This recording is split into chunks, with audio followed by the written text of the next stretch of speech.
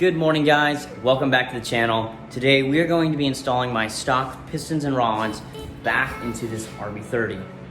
Now, like I said in the last video, it did hone out each cylinder, so now they do have fresh walls and they don't have that glaze on there. And we do have rings on the pistons now that are the correct size. So all I'm gonna do is make sure these are cleaned out really well. We're gonna put some non-synthetic conventional oil down the cylinder bores, and then we are gonna tap the cylinders in using a piston ring compressor. So without further ado, I'm gonna set you guys up on my tripod, and we are just going to do a transitional video, or a time lapse, I mean, of me installing these pistons. Now let me talk about this transitional video. So I cleaned out the cylinders, and then I found out that the first piston actually had cracked rings, and that we had much bigger issues with these pistons in general. So it kind of looks like we're not going to be installing pistons or rods today. This piston is scarred somewhere that I don't know how that happened, but it did. The ring is broken. So now that we can't do pistons or rods, and I might as well, it's got to be a sign telling me just go forge pistons and rod, because everything that I'm doing right now is not working. You know, so I ordered the wrong bearings. I ordered bearings and they're wrong bearings.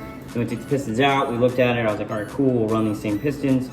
Go to put the pistons back in, and 2 rings have already snapped on me without me even doing anything. So I've also got scarring on this piston, so I'm just not gonna risk it for the biscuit, and I'm gonna say screw it, and I'm going to take this piston apart and I guess find some way to have $1,500 float out of the air for pistons and rods, but you know, we'll see about that. Well, I apologize about this, guys. This feels like kind of a waste of the video. I guess I will pick up and record whenever we're working on the LS swapped FRS. Not the way I planned it. I mean, this car is gonna be down for a minute, and it sucks because I've been trying to get it running for H2OI, but I did get the piston off, so we will use it for measuring the new rings whenever we get them, and whatnot. This just really sucks, man. I can't believe this happened. So, anyways, guys, we'll pick up when we go over to the FRS.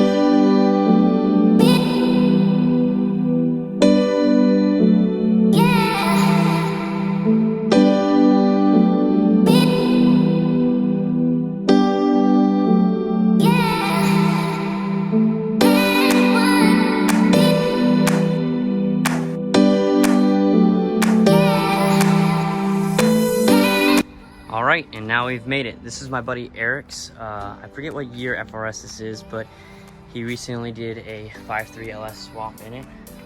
T56 trans, and check out these headers going right out the front. It's pretty cool.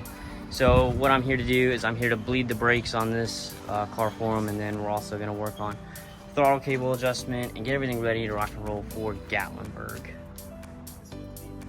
Who did all your interior, by the way? Did you really? Yeah, if you ever need any of that stuff, I'm really good with it. I actually have Starlight. Now, I myself will not be attending the Gatlinburg Slammed Enough show. If you guys go, I really hope you guys have a good time. I know that it's a really, really good show, but for me, if Skyline isn't there, isn't ready, then I kind of don't see the point in going, besides just meeting up with some good friends. But yeah, other than that, guys, like I said, let's knock this out, and let's see what else he needs to get done for this car.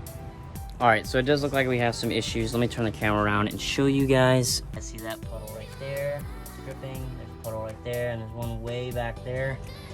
Pretty much the fittings that we put on, they're not tight enough, or we need some kind of thread locker-like material to actually like seal it on. Oh, and Erik's here.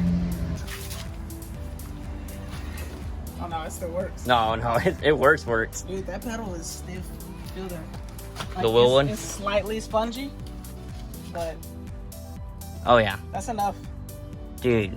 Yeah, that's gonna be enough to get you to Gatlinburg. Oh yeah, for sure. All right, guys, I'm out here with Erik. Oh. Oh no, you're good. Hey. I'm out here with Erik. We just finished up with the brakes. Also, he did his throttle cable. That way, whenever he turns around, he actually pushes the pedal. It's able to react a little better and have a good response. And you switched over to the Willwood box, correct? Yeah. Okay. So, and from what it looked like inside the car, it looked pretty simple. I mean, did you cut a little bit of the firewall, right? Yeah, but it was for the only reason I did was I was gonna recess the pedal box, but it actually, when I start cutting, I noticed that I was cutting kind of into the frame. Yeah. So I didn't want to go. I guess I didn't want to mess with the rigidity of the vehicle. Right. For sure. I don't have a roll cage or anything like that to kind of help support.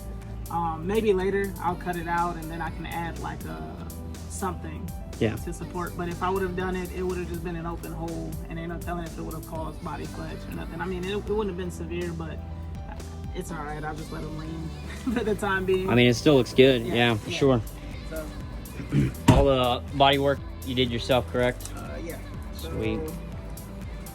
On my YouTube, I talked about it slightly. I'm gonna give like a full in-depth video eventually, but pretty much, like I told you last night, all you do is shave the back side of it down, and then you grind down it, the body of the car to metal, and then the bumper you can't really do much, but I still shave it to plastic, right? To the black, and then whatever you're gonna use as a glue. So I used, it was like body filler epoxy or something like that. And then you just self-tap all the way along it so that you have no gaps anywhere. And then after like 24 hours, 12 hours, something like that, you just kind of check the glue, and if it's tacky, you just let it sit. And then after that, pull everything out, and I pulled all the self-tappers out, and it held. I was like, okay, cool. You shave the top side down, and then after that, it's normal like body work, Bondo and stuff, just making everything clean. So I actually used, it's called, you ever heard of Bondo hair? No. Bondo hair has fiberglass in it. Really? Long strands. So you have Bondo hair. It's real thick. Like you can just pick it up with your hand. Right. And hold it like this and it won't drop. Bondo glass, right? Bondo glass has short fiberglass strands. So it's still stronger than Bondo. So what I do is I'll go Bondo hair to get the initial bonding. Right. Shave it down as much as I can. Go Bondo glass over top a couple of layers. And then I just use the normal Bondos, body filler, like to fill pinholes and stuff like that. So Right, for sure. that's really it. And where can these guys check you out on YouTube? What's your? My YouTube is ERRK. My IG is the exact same. So if you follow me on IG, my YouTube will be the exact same. So I got a couple things planned for this. It'll be NA for a little while. I'll go turbo.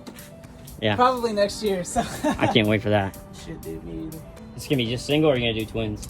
Most likely single, simply because I don't want to get rid of or relocate the fuse box. Right. Yeah, it'll be a pain in the, you know what, I'm trying to move that thing to the trunk, so. For sure. Yeah, I'm not trying to extend wires. I did it for the wiring harness. Not trying to do it again. Not right now anyways, maybe later on down the road. And like I said, guys, I won't be going to the Slammed Enough Gatlinburg show, but if you do, make sure you come check out Erik's build. Oh yeah.